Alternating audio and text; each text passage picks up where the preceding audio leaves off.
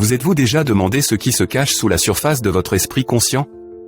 Et si je vous disais qu'il existe en vous un monde vaste et complexe, un monde qui façonne vos pensées, vos rêves et vos comportements depuis l'aube de l'humanité? Aujourd'hui, nous allons plonger dans les profondes réflexions de Carl Jung, un homme dont le travail a révélé le pouvoir mystérieux de l'esprit humain. Imaginez-vous déambulant dans une rue animée d'une grande ville, totalement absorbé par l'énergie frénétique du monde moderne.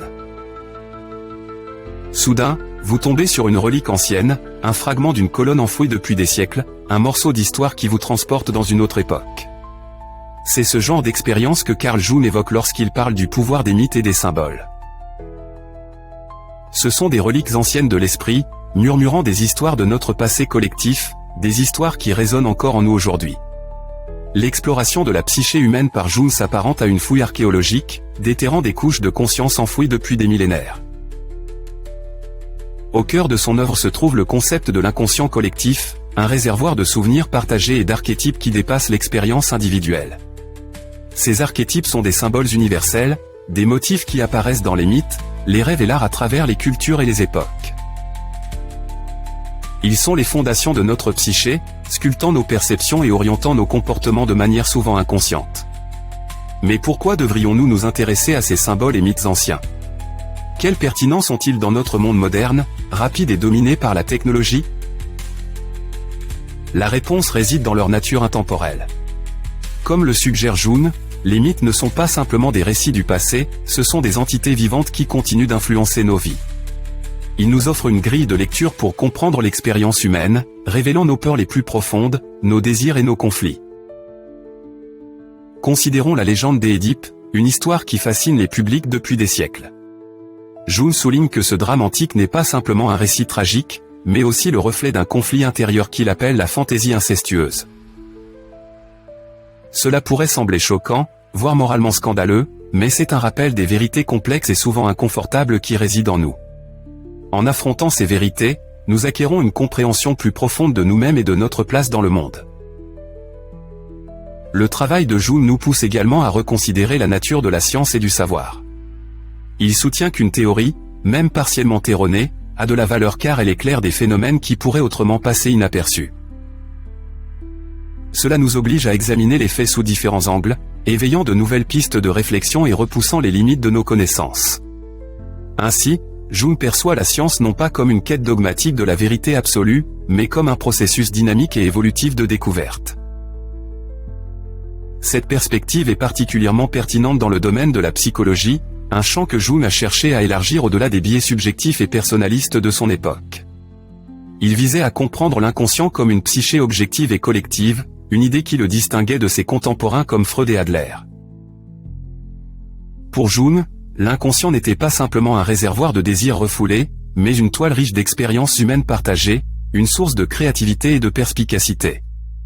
L'un des aspects les plus captivants de l'œuvre de Jung est son exploration du processus d'individuation, ce voyage vers la réalisation de soi et la plénitude. Ce voyage consiste à intégrer les aspects conscients et inconscients de la psyché, un processus que Jung compare à la quête d'un héros. C'est un périple semé de défis et de dangers, mais qui promet également transformation et renouveau. Jung illustre cette idée avec un mythe indien sur Vishnu, qui tombe en transe et rêve le monde à l'existence. Dans son sommeil, Vishnu crée Brahma, qui émerge de son nombril, apportant avec lui les Védas sacrés. Ce mythe incarne le pouvoir créatif de l'introversion, cette capacité à se tourner vers l'intérieur pour puiser dans la source inépuisable de l'inconscient. Il nous rappelle que la véritable sagesse et la créativité naissent souvent des profondeurs de notre psyché, de ces forces silencieuses et invisibles qui façonnent notre monde intérieur. Mais que se passe-t-il lorsque nous ignorons ces forces, lorsque nous vivons en dehors du mythe, comme le dit Jung? Nous risquons de perdre nos racines, de nous déconnecter de notre passé et de notre véritable identité. Nous devenons comme des voyageurs perdus en terre étrangère, dérivant sur une mer d'incertitude et de confusion. C'est le risque de vivre dans un monde purement rationnel et matérialiste, un monde qui rejette la puissance des mythes et des symboles en les considérant comme de simples superstitions. Pourtant, comme le rappelle Jung, la psyché ne date pas d'hier, ses origines remontent à des millions d'années. C'est une entité vivante, vibrante, un témoignage de la force intemporelle de l'esprit humain. En embrassant les mythes et les symboles qui vivent en nous, nous renouons avec cet héritage ancien, ce qui nous permet de mieux nous comprendre et de mieux appréhender le monde qui nous entoure. Les idées de Jung ont également des répercussions profondes sur notre compréhension de la conscience et de la créativité. Il propose que l'inconscient ne soit pas une force chaotique et irrationnelle, mais plutôt une source de sagesse et de conseils. C'est un domaine où les frontières entre le sujet et l'objet, le soi et l'autre, s'estompent et se dissolvent, ouvrant la voie à de nouvelles formes d'expression et de compréhension.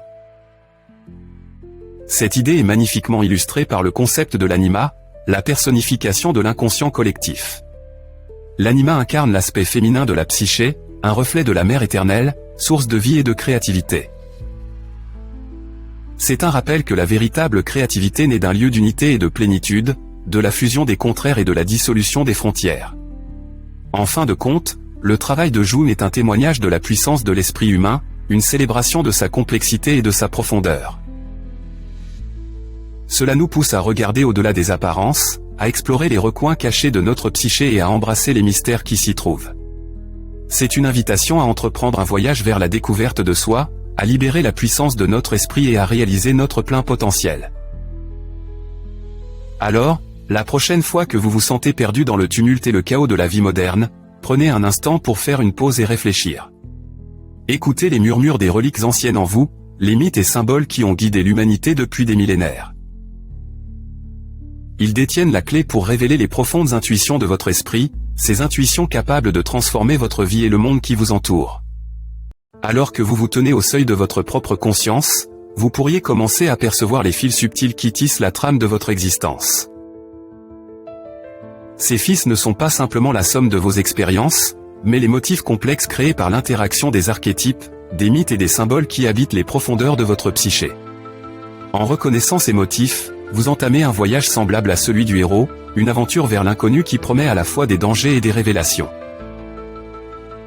Jung parlait de l'ombre, cette partie inconsciente de notre psyché où se cachent nos faiblesses refoulées, nos désirs et nos instincts.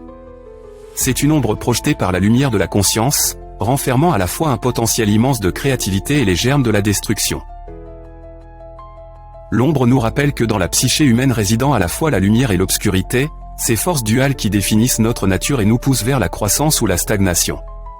Affronter l'ombre, c'est s'engager dans une danse avec les aspects plus sombres de soi-même, une danse qui exige à la fois courage et humilité. C'est un processus qui consiste à reconnaître et à intégrer ces parties de votre psyché que vous avez mises de côté, une étape essentielle sur le chemin de l'individuation. En embrassant votre part d'ombre, vous obtenez non seulement une compréhension plus profonde de vous-même, mais vous développez également de la compassion pour la complexité de la condition humaine. L'exploration de la psyché par Jung nous amène également au concept de synchronicité, ces coïncidences significatives qui échappent aux explications de cause à effet. Ces moments de synchronicité sont la façon dont l'univers nous parle, nous offrant un aperçu de l'interconnexion de toutes choses. Il nous rappelle qu'il existe un ordre au-delà du visible, une tapisserie d'événements tissés de fils invisibles qui nous relient à un ensemble plus vaste. Imaginez rencontrer un inconnu dont les paroles résonnent avec une question que vous vous posez depuis longtemps, ou découvrir un livre qui répond à un dilemme qui vous tourmente. Ce ne sont pas de simples accidents, mais des moments de synchronicité qui vous guident sur votre chemin, éclairant la voie à suivre. Ce sont les doux murmures de l'univers, qui vous incitent à prêter attention, à écouter la sagesse qui vous entoure. Au fur et à mesure que vous avancez sur ce chemin de découverte de soi, vous pourriez être attiré par la pratique de l'imagination active, une technique que Jung a développée pour créer un pont entre l'esprit conscient et l'inconscient. C'est un processus d'engagement avec les images et les symboles qui émergent des profondeurs, les laissant se déployer et révéler leur signification. Grâce à l'imagination active, vous engagez un dialogue avec votre inconscient, ouvrant ainsi la porte à des révélations profondes et à une inspiration créative. Dans ce dialogue, vous pourriez rencontrer des figures archétypales comme le vieux sage ou la grande-mère, chacun portant des messages issus de l'inconscient collectif. Ces figures agissent comme des guides sur votre chemin, vous offrant sagesse et soutien tandis que vous explorez votre paysage intérieur. En vous connectant à ces archétypes, vous vous alignez sur les thèmes universels qui ont façonné l'histoire de l'humanité, des thèmes d'amour, de perte, de transformation et de renouveau. Le travail de Jung vous invite à voir la vie comme un mandala, un cercle sacré symbolisant la plénitude et l'unité. Le parcours de chaque personne est un mandala unique, une réflexion où les mondes intérieurs et extérieurs s'unissent en harmonie. En embrassant la totalité de votre être, le conscient et l'inconscient, la lumière et l'ombre, vous créez votre propre mandala, un symbole de votre chemin vers la réalisation de soi. Alors que vous continuez à explorer les profondeurs de votre psyché, souvenez-vous que ce voyage est sans fin, un processus de croissance et de découverte qui dure toute une vie. Le chemin peut être semé d'embûches, mais il est aussi riche de promesses de transformation. En accueillant les mythes, les symboles et les archétypes qui vivent en vous, vous libérez la puissance de votre esprit, une force capable de transformer non seulement votre vie, mais aussi le monde qui vous entoure.